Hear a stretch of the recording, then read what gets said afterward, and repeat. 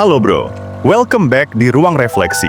Semoga lo lagi waras, aman, dan siap buat nerima sedikit kejujuran yang mungkin selama ini lo pura-pura nggak lihat. Jadi gini bro, kadang kita klik satu video bukan karena isinya rame, tapi karena kepala kita lagi ribut sama satu orang. Ada nama yang nongol terus kayak notifikasi yang nggak mau dimatikan. Jalan kemanapun, fokus kebagi dua. Hidup kamu sama dia yang entah kenapa nggak mau keluar dari pikiran. Dan lucunya, bukan karena dia spesial banget. Kadang cuma karena hati kamu lagi gampang digeser. Jadi mari kita omongin pelan-pelan, biar kamu tahu mana perasaanmu, mana halu yang kamu pelihara sendiri. Kondisi kayak gini bikin proses kenalan malah nggak seru.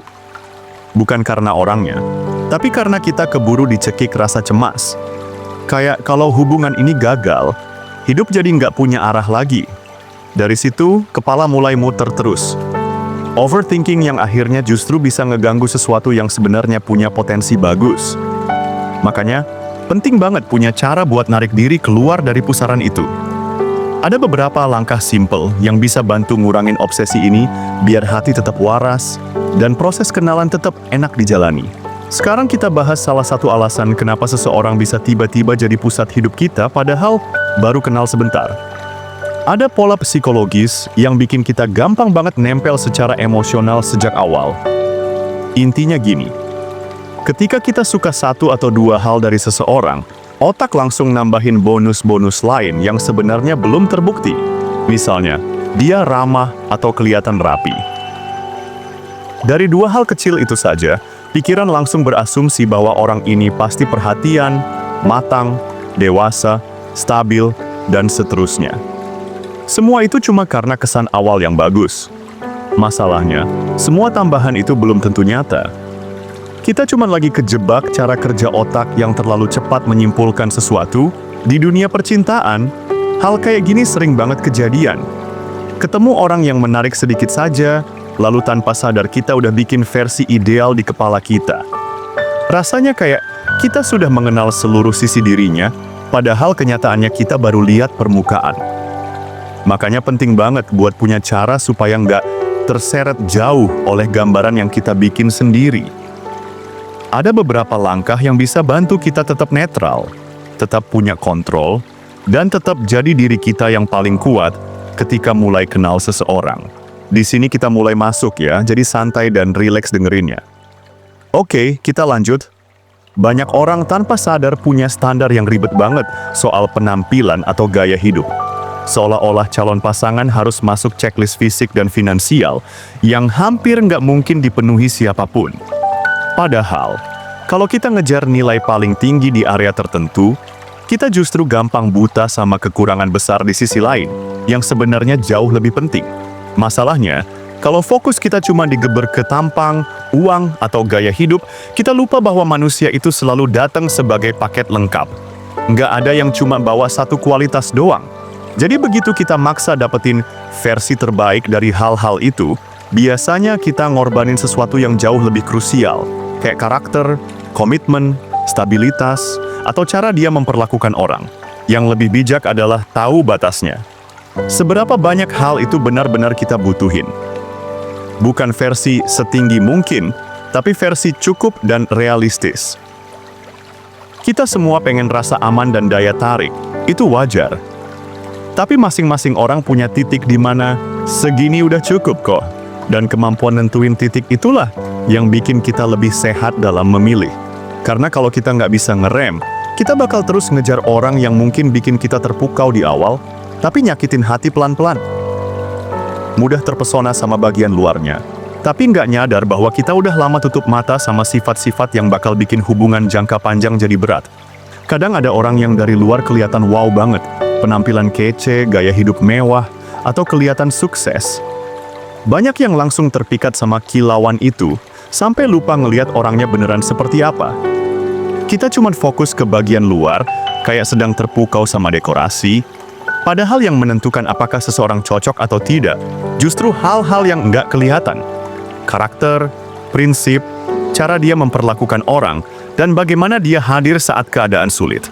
Di awal PDKT, kita gampang banget kejebak di situ. Makin terpukau, makin lupa ngecek bagian yang sebenarnya penting. Dari situ, obsesi tumbuh tanpa kita sadar. Cara lain buat nurunin intensitas itu adalah dengan ngurangin rasa terburu-buru. Urgensi biasanya datang dari otak kita sendiri. Perasaan kayak, harus cepat, jangan sampai keduluan orang lain. Atau, jangan-jangan dia keburu diambil orang. Padahal pikiran kayak gitu bikin kita berhenti menilai dia, dan lebih sibuk ngejar dia. Sikap terburu-buru bikin kita ngambil keputusan tanpa lihat keseluruhan. Kita keburu nyaman sama bayangan masa depan yang kita bikin di kepala sendiri.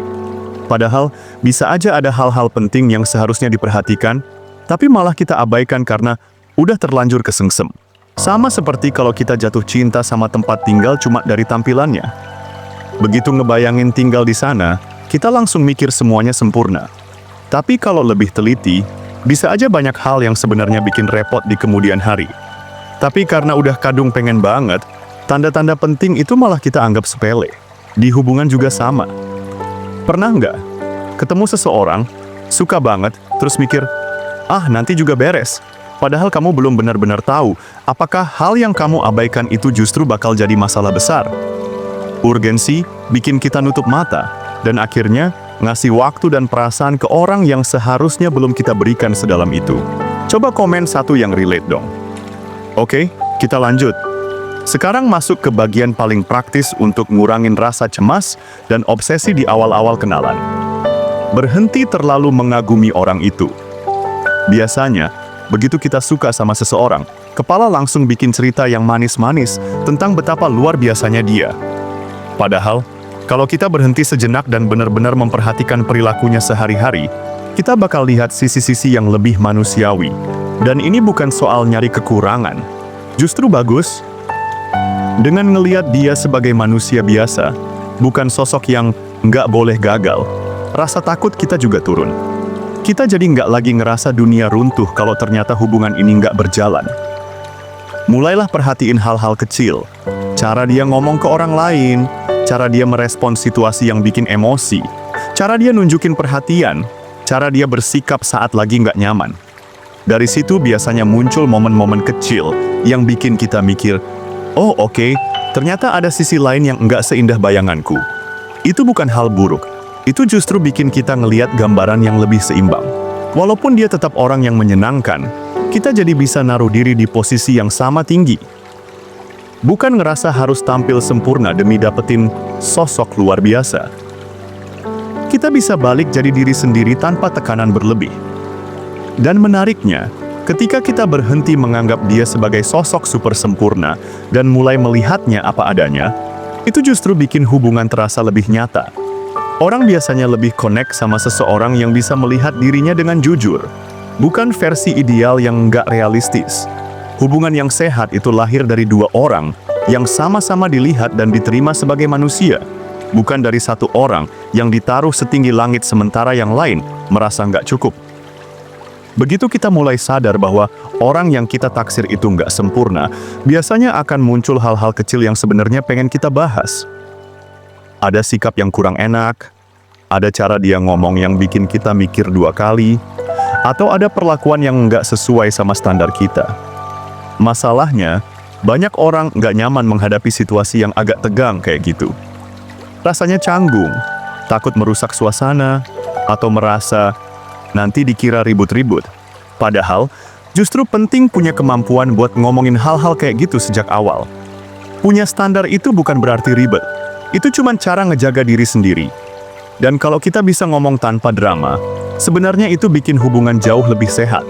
Tapi karena ini pembahasan panjang, intinya adalah belajar ngomong jelas tentang apa yang kamu butuhin itu wajib, terutama biar nggak makin terseret jauh sama orang yang mungkin nggak cocok dari awal. Cara lain buat berhenti terobsesi adalah berhenti nutupin fakta penting, yang sebenarnya jelas-jelas bikin hubungan itu nggak mungkin kemana-mana. Kadang kita terlalu sibuk mikirin betapa nyambungnya obrolan, betapa kuatnya chemistry, atau betapa serunya momen-momen bareng dia, sampai kita lupa ada hal besar yang justru jadi penentu masa depan. Misalnya, dia terang-terangan bilang nggak mau komitmen, sementara kamu pengen hubungan serius. Atau dia punya rencana hidup yang jelas-jelas bertabrakan sama tujuanmu. Atau dia akan pergi lama, dan kamu sebenarnya nggak mau hubungan jarak jauh. Hal kayak gitu itu bukan detail kecil, itu inti cerita. Tapi seringkali kita malah ngelupas bagian penting itu dan ngeganti judul ceritanya dengan, "Tapi aku suka banget sama dia." Di titik itu kita jadi kebawa emosi.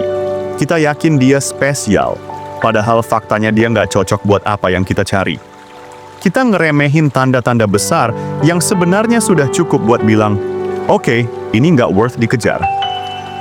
Dan ada satu hal lain yang sering kejadian. Kadang kita kejebak obses karena orang itu nggak tersedia. Bukan karena sifatnya luar biasa, tapi karena otak kita otomatis ngerasa tertarik sama sesuatu yang terasa susah didapat. Itu bukan soal nilai dirinya. Itu soal mekanisme psikologis yang bikin kita semakin ngotot.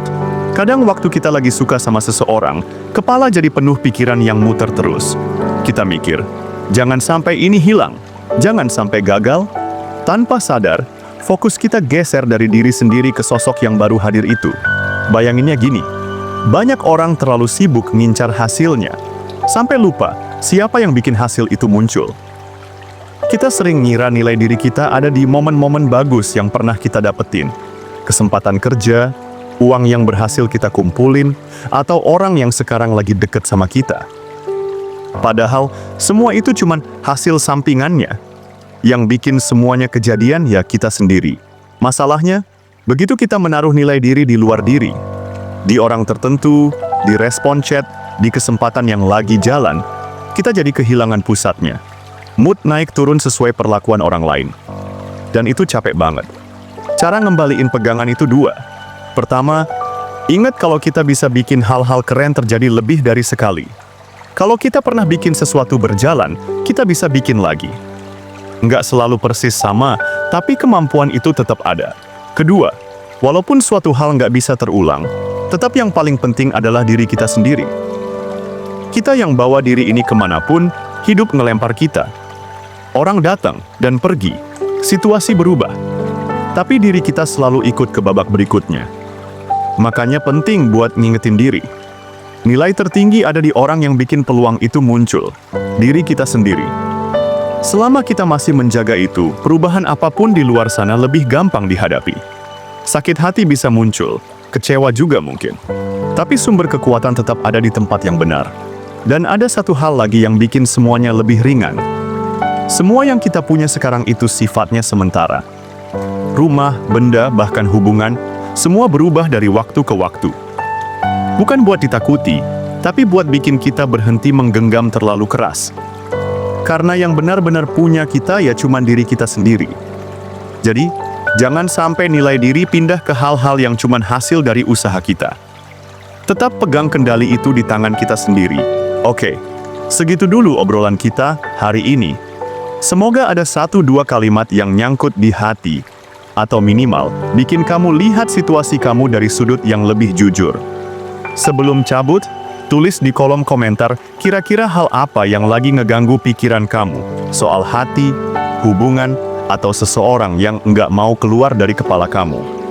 Siapa tahu bisa kita bedah bareng, pelan tapi nusuk. Sampai ketemu di video berikutnya. Jaga diri, jaga perasaan, dan jangan kasih siapapun kuasa penuh atas ketenangan kamu.